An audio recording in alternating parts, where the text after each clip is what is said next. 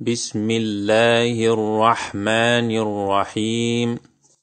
والعصر والعصر إن الإنسان لفي خسر إن الإنسان لفي خسر إلا الذين آمنوا وعملوا